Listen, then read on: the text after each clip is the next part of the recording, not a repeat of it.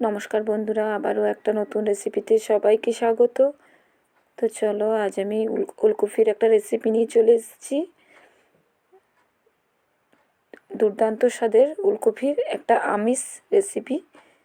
তো এর আগে আমি একটা নিরামিষ রেসিপি দিয়েছিলাম ওলকপির। তো আজকে আমি এটা আমিষভাবে বানিয়ে দেখাবো। খেতে কিন্তু খুবই সুন্দর হয়, মাছ মাংসের স্বাদকেও কিন্তু হার মানাবে যদি এভাবে বানানো হয়। তো প্রথমেই ওলকপিটাকে নিয়েছিলাম, নিয়ে আমি দুটো সিটি দিয়ে ওলকপিটাকে সেদ্ধ করে নিয়েছি। দুটো সিটি, তার বেশি দিইনি কিন্তু। দেখুন, আর এভাবে ছোটো ছোটো টুকরো করে নিলাম। যেহেতু ওলকপির পিসগুলো একটু বড় বড় করে নিয়েছিলাম, সেক্ষেত্রে কিন্তু একটু ছোটো ছোটো করে কেটে নিলাম এবার সেদ্ধর পর। আর খুব ভালো মতো সেদ্ধ করিনি, যাতে অর্ধেক সেদ্ধ হয় সে মতো কিন্তু সেদ্ধটা করে নিতে হবে। কড়াইটাকে খুব ভালো করে গরম হতে দিয়ে দিয়েছি। এবার কড়াইয়ের মধ্যে কিছুটা পরিমাণ সাদা তেল দিলাম, আর কিছুটা পরিমাণ আমি সরষের তেল দিলাম। দুটো তেল মিশিয়ে আজ আমি রেসিপিটা তৈরি করে দেখাবো।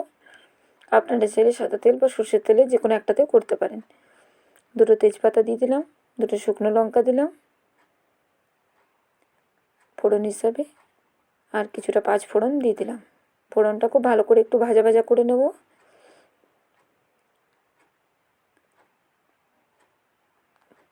এরপর আমি একটা বড় সাইজের পেঁয়াজ নিয়েছি কুচিয়ে। তো পেঁয়াজটা দেওয়ার পর খুব ভালো করে এবার ভেজে নেব পেঁয়াজটাকে। নেড়ে চেড়ে ভালো করে ভেজে নেব পেঁয়াজটাকে।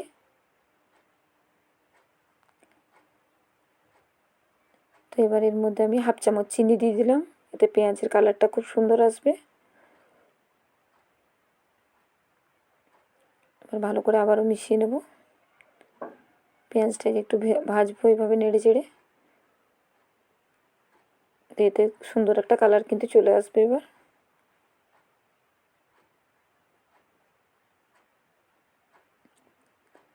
এবার আমি কিন্তু এর মধ্যে ওলকপি এবং আলু যেটা কেটে রেখেছিলাম সেটা দিয়ে দিলাম। দিয়ে ভালো করে এবার নেড়ে চেড়ে নেব।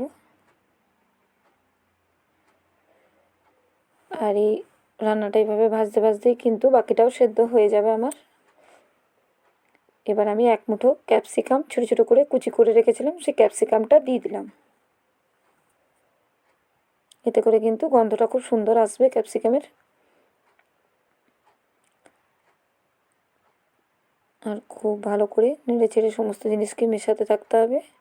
একটা কাঁচা লঙ্কা ভেঙে দিয়ে দিলাম।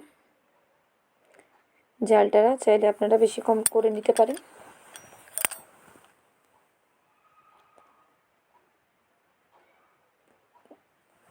তো এভাবে ভাজতে ভাজতে কিন্তু খুব সুন্দর একটা কালার চলে আসবে কিছুক্ষণের মধ্যে।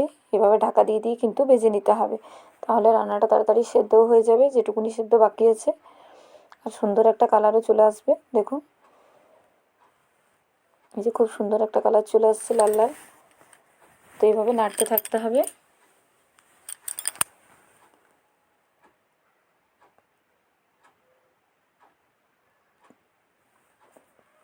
খুব ভালো করে আমাকে ভেজে নিতে হবে সমস্ত জিনিসকে।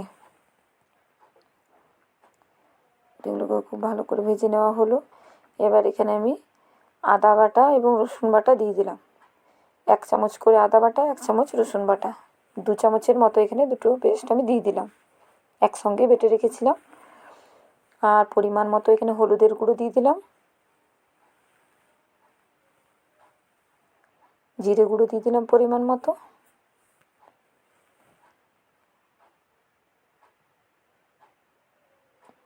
দিয়ে এবার ভালো করে আমাকে খুব ভালো করে এগুলোকে মিশিয়ে নিতে হবে মশলাটাকে।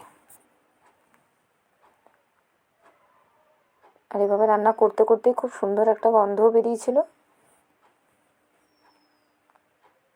পরিমাণ মতো নুন দিয়ে দিলাম। আর একটু জল দেব এখানে মশলাটা কষানোর জন্য, যাতে তলায় লেগে না যায়, সেজন্য একটু জল দিলাম। জল দিয়ে এবার খুব ভালো করে এটাকে আমাকে ভালো করে কষিয়ে নেব মশলাটাকে।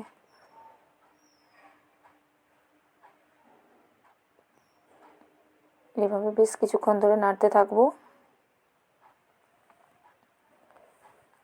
দেখুন, দেখে বোঝা যাচ্ছে বেশ অনেকটাই সেদ্ধ হয়ে গেছে, মাখো মাখো হয়ে গেছে। এবার এর মধ্যে আমি 1 চামচ কাশ্মীরি লঙ্কার গুঁড়ো দিয়ে দিলাম।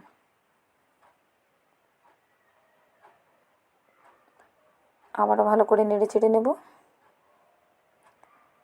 তো খুব ভালো করে আমার কিন্তু কষানো হয়ে গেছে। এবার এতে পরিমাণ মতো জল দিয়ে দেবো।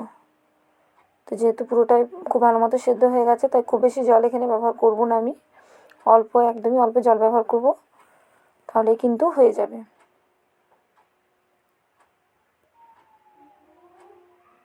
এবার দিয়ে আমি ঢাকা দিয়ে এটাকে ভালো করে সেদ্ধ করে নেব। বেশ কিছুক্ষণ ধরে ফুটে যাক, তারপর দেখাচ্ছি।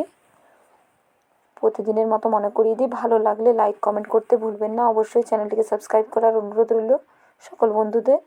আর যারা ফেসবুক থেকে দেখছেন তাদের সকলকে অনুরোধ রইল পেজটাকে ফলো করার। তো ভালো করে আবারও নেড়ে চেড়ে নিচ্ছি। বেশ অনেকক্ষণ ধরে ফুটে গেছে আমার। এবার দেখে নেব ভালো করে সেদ্ধ হয়ে গেছে কিনা সমস্ত জিনিস।